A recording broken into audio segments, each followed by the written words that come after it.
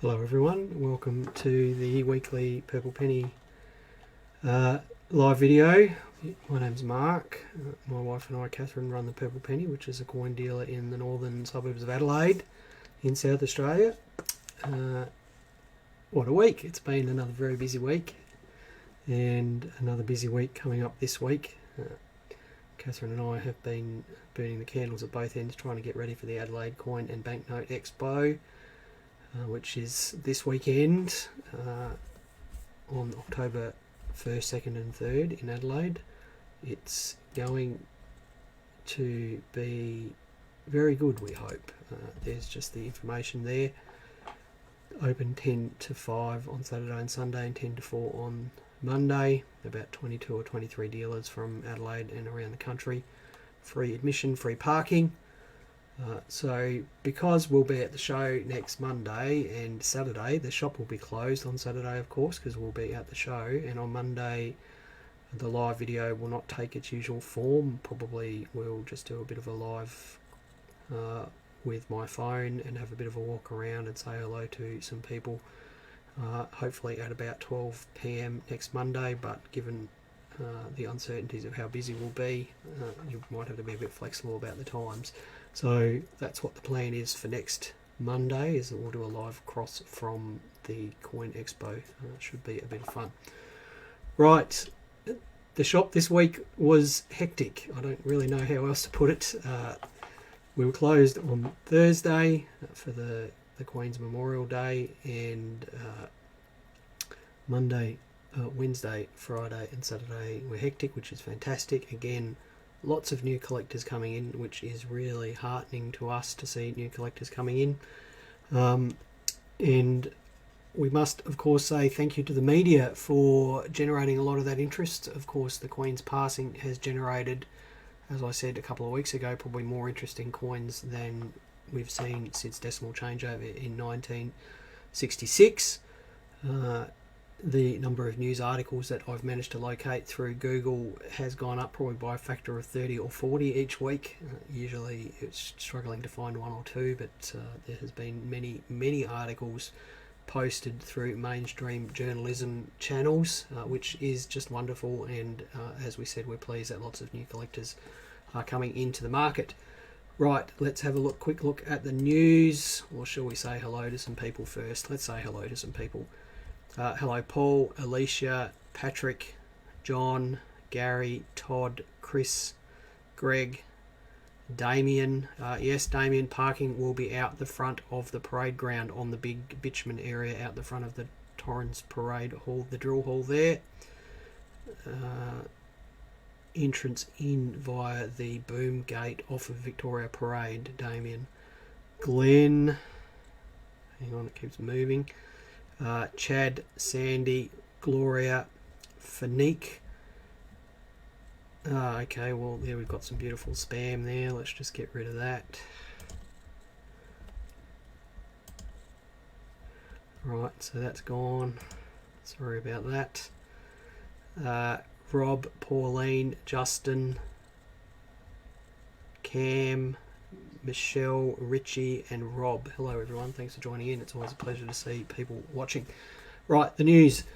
I've already mentioned we'll be closed next Saturday. We'll be at the Adelaide Expo, covered off on where the Adelaide Expo is being held. Please, if you're in Adelaide, do come along. Even if you're not really a coin collector and you're interested in collectibles and old stuff, do come along. There'll be lots of things to look at.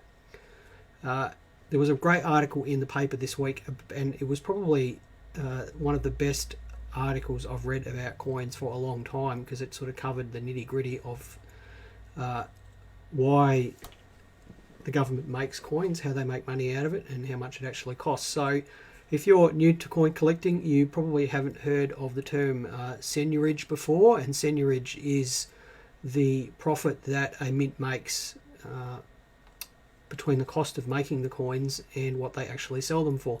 So the Royal Australian Mint sells dollar coins and $2 coins and 50-cent coins to, I believe they sell them to the Reserve Bank, and then the Reserve Bank distributes them to security companies. Now, I could have that wrong. They might sell them directly to security companies. Anyway, they sell a 50-cent piece for 50 cents to someone, whoever that happens to be, and this is circulating coins, and it only costs 15 cents to actually make a 50-cent piece. So that 35 cents difference there is called seigniorage, and seigniorage is a term that dates back to the Middle Ages. It's a French term, and it is the profit that you make from making coins. Now, the government bundles up the seigniorage it makes from coins and notes into one big number, and that number is in the billions each year. So a 50-cent piece, as I said, costs 15 cents to make. A $2 coin costs 20 cents to make. Compare that to a $100 note, which only costs 30 cents to make. So the seigniorage on a $100 note is quite amazingly high. So that's $99.70 profit off of every $100 note that they make. The government relies on that seigniorage as part of their budget, and it is quite different, of course, to the profit that they make from selling collectible coins. Now, that's a different business model. Now, I don't know if you call that profit seigniorage or whatever it would be, but that's another income stream, and you can look at how much money the Mint makes from collectible coins in their annual reports. So Sandy has just brought up an interesting point about the 5-cent piece. Of course, the 5-cent piece for quite a while now has cost more to make than the face value. It actually costs, I've got it written down here, it costs 12 cents to make a 5-cent coin. And that's interesting. You think about the fact that a 50-cent costs 15 cents. It shows you that the metal cost is minimal, given that there is, let me just do my maths here, about 6 times as much material in a 50-cent piece compared to a 5-cent piece. So the actual material cost of making the coin is minimal. Most of the cost comes from probably labour and making the dies and overheads and things like that. So does that mean the 5-cent piece is going to get the chop one day? Yeah, it almost certainly will. But as someone has said many times, the rumours of its demise, I've forgotten the saying, but it has been rumoured to be got rid of now for many years. And we'll know when the Mint is good and ready to get rid of it. The next question, of course, is should you keep your 5-cent pieces?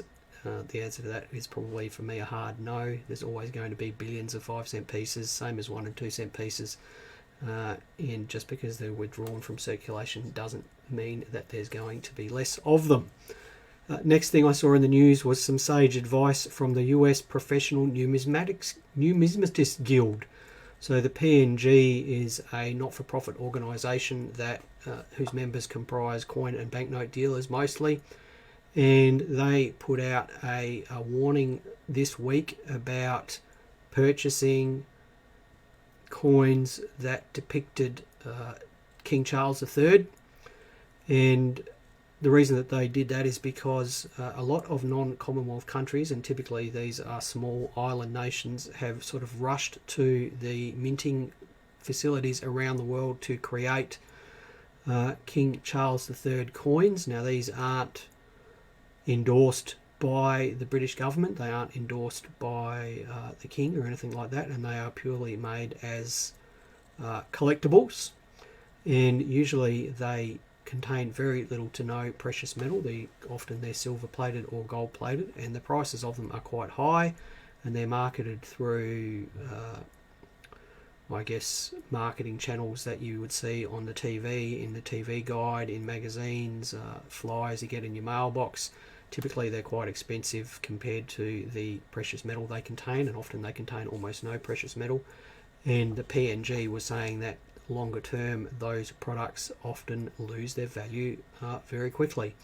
So it's probably some sage advice from the PNG there, not to rush out and buy coins from small nations who are just creating them as collector products, expecting that they're going to be good investments. Now, of course, as always, if you do like the coins, then feel free to purchase them, but I wouldn't necessarily expect that you will make a profit on them. Last item in the news today was something I spoke about 6 months ago, is that on this Friday, the British government is finally demonetising paper banknotes. So they'll be removed from circulation. they've been removed from circulation for quite a while, but from this Friday, merchants in the UK will no longer have to accept paper banknotes.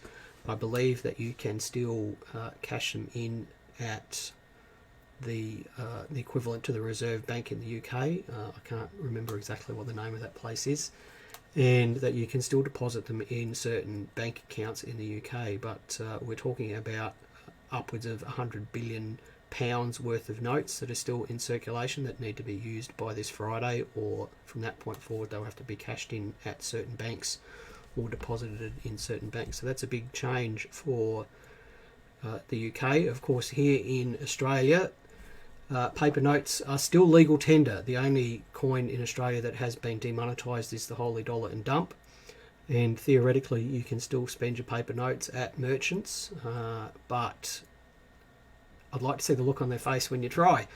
I've certainly been at coin shows before and been given change as paper notes because the dealer that I'm buying from knows who I am, and so that's always good for a laugh. But of course, if you do have paper notes, you can put them in the bank if you wish, but generally it's worth taking them to someone knowledgeable to have a look through first and make sure that you're not depositing things that are worth more than face value.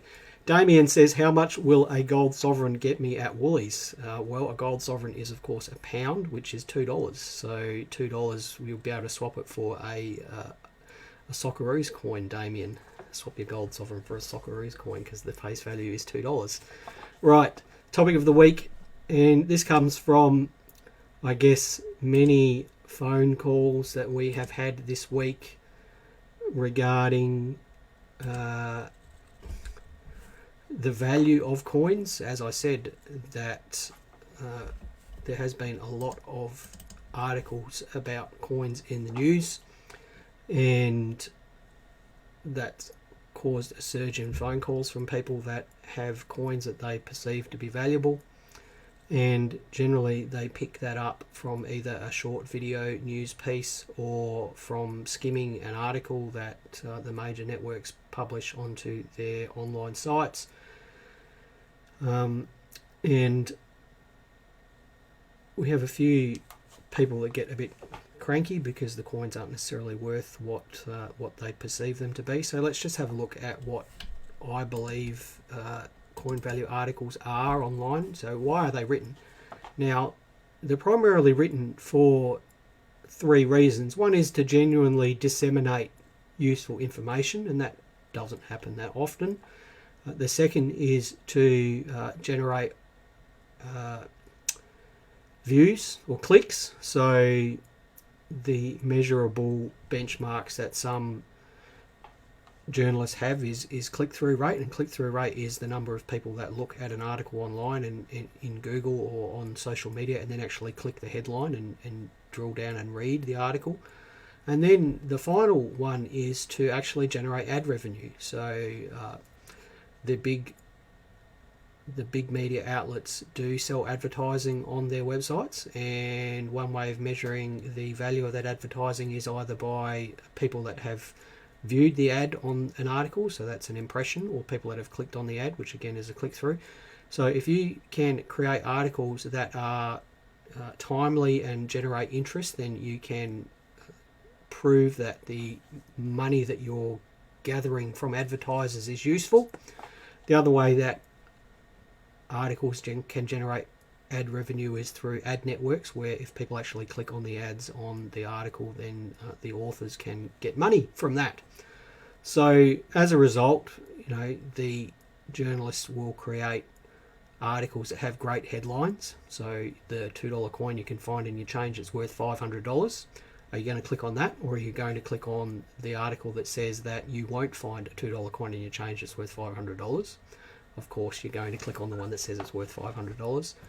And if you were, for example, to write an article that says that HH $2 coins are worth several $1,000s, but you don't actually mean it, you suggest that it might be worth several $1,000s, but then at the very bottom of the article in the last sentence you say, well, it's really not worth several $1,000s, then what you're doing then is keeping people's eyes on the screen and the longer they keep their eyes on the screen, the more chance is that they're going to click on some of those ads. So you will actually notice if you read some of these articles that they follow a similar content structure. They do have a clickbaity title, and that's a title that you want to click on, and that they provide a whole lot of wishy-washy information towards the top of the article that really doesn't mean anything.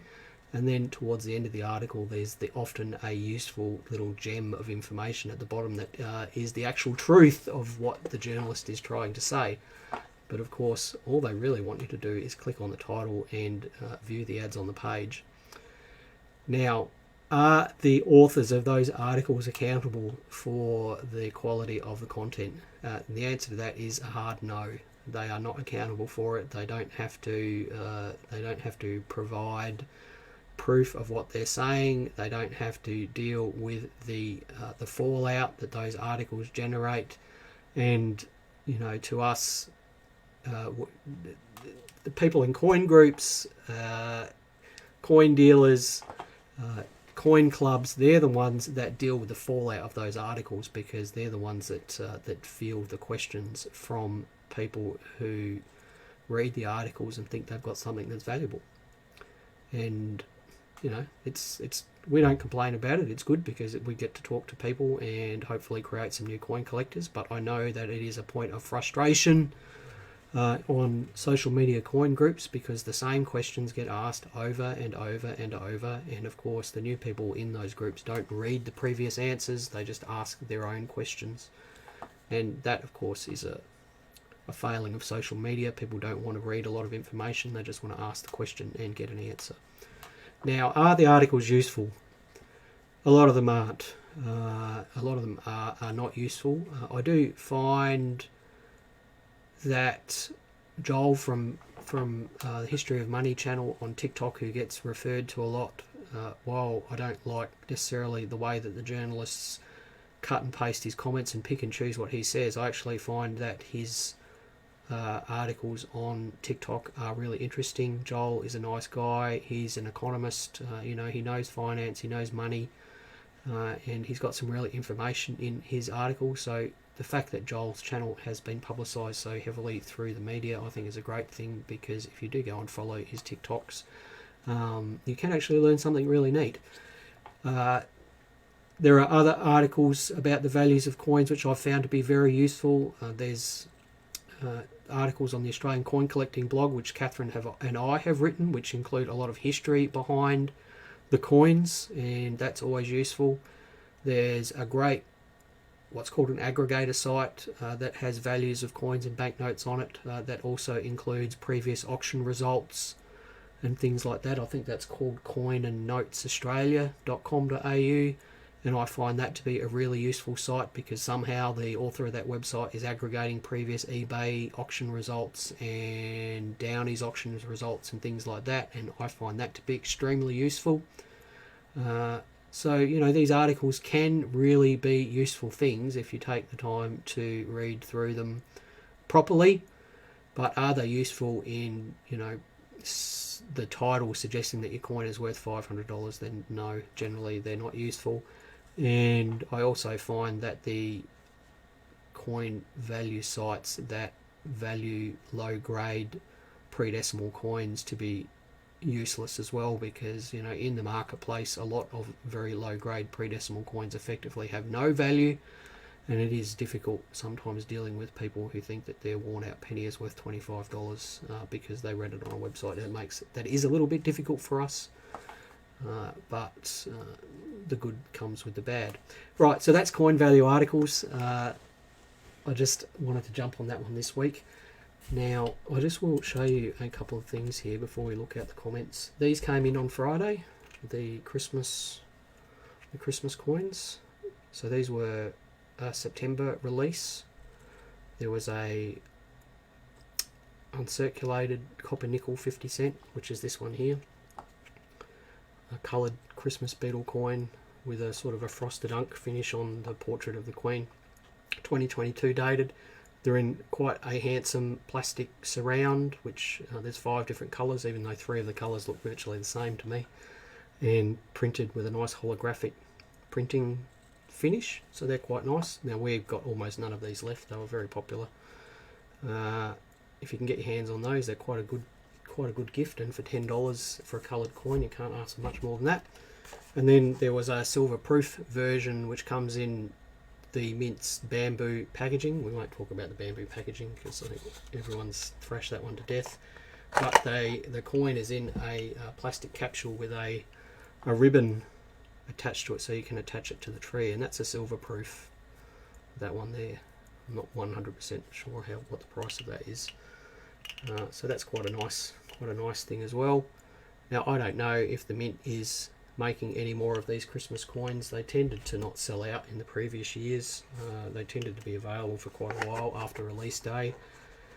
The way things are at the moment in the market, I know that they are quite difficult to get hold of, but maybe the Mint will release more, but I can't be sure about that. Right, let's have a look at the comments and then we'll wind up for the day.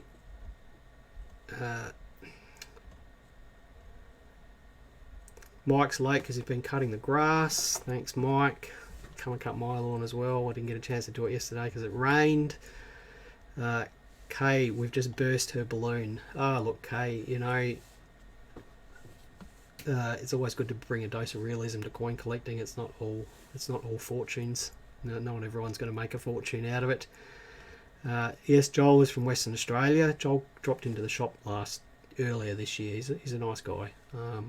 Like, you know, he cops a lot of bad media, a lot of bad comments on social media, but he's a nice guy and his heart's in the right place, and he is just trying to teach people things through his TikToks. He's not making a huge money out of it or anything like that. He's just trying to help people out. Braden is saying he loves Joel's work. He's always been interested in coin collecting, but he was the first one I saw that had cut through a great educational content. Yeah, so Joel has a lot of his content is really easy to understand. He's a school teacher, I think, so it's probably not difficult to understand why his content is so well done. He's a school teacher. And Sandy says she loves the Christmas beetle. Michelle says they're beautiful coins. Jay says she can't wait to get her Christmas beetle coins. Gloria says they're beautiful. Patrick says they're nice. Yeah, I think the Christmas beetles are a bit of a hit. I don't think we're going to get any more Christmas beetle coins. I'm hopeful that we will, but we've only got a few left. So, yeah. All right, everyone. Thank you for watching. Everyone have a great week. If you are in Adelaide, please do come along to the Expo on the weekend. Don't come to the shop on Saturday because we'll be closed. Happy collecting. Remember, collect what you love and have some fun. All right. Bye for now, everyone.